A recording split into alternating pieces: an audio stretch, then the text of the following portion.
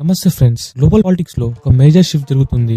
World ఎకానమీని rule చేస్తున్న G7 countries కి ఇప్పుడు బ్రిక్స్ ఒక గట్టి ఛాలెంజ్ ఇస్తుంది. ఇది కేవలం ఒక గ్రూప్ మాత్రమే కాదు, ఇది ఒక కొత్త గ్లోబల్ ఆర్డర్. ఒరిజినల్ మెంబర్స్ కి తోడుగా UAE, ఇరాన్, ఈజిప్ట్ మరియు 2025 లో జాయిన్ అయిన ఇండోనేషియా లాంటి emerging nations and energy rich nations join అవ్వడంతో బ్రిక్స్ ఇప్పుడు ప్రపంచ పాపులేషన్ లో సుమారు 50% ని రిప్రజెంట్ చేస్తుంది మరియు ఆయిల్ ప్రొడక్షన్ లో మేజర్ షేర్ ని కంట్రోల్ చేస్తుంది. ఫైనాన్షియల్ గా చూస్తే పర్చేసింగ్ పవర్ పారిటీ PPP లో బ్రిక్స్ ఇప్పుడు G7 ని క్రాస్ చేసింది. వీరి మెయిన్ ఎజెండా డీడాలరైజేషన్, అంటే ఇంటర్నేషనల్ ట్రేడ్ లో US డాలర్ డిపెండెన్సీని తగ్గించి లోకల్ కరెన్సీస్ ని స్ట్రెంథెన్ చేయడం. 2026 లో ఇండియా అఫీషియల్లీ ఈ గ్రూప్ కి చైర్షిప్ వహిస్తుంది. ఈ year theme building for resilience, innovation, cooperation and sustainability. West తో మంచి రిలేషన్స్ మెయింటైన్ చేస్తూనే గ్లోబల్ సౌత్ కి లీడర్ గా ఇండియా వాయిస్ ని వినిపిస్తుంది. ఎస్పెషల్లీ మన యూపీఐ ని గ్లోబల్ స్టాండర్డ్ గా మార్చే అవకాశం ఇక్కడ ఉంది. చైనా ఇన్ఫ్లుయెన్స్ ని బ్యాలెన్స్ చేస్తూ మెంబర్స్ నేషన్స్ తో ఎనర్జీ మరియు టెక్నాలజీ డీల్స్ సెట్ చేసుకోవడంలో ఇండియా కీ రోల్ ప్లే చేస్తుంది. The future is multipolar and India is at centre of it. దీనిపైన మీ ఒపీనియన్ ఏంటి? బ్రిక్స్ వల్ల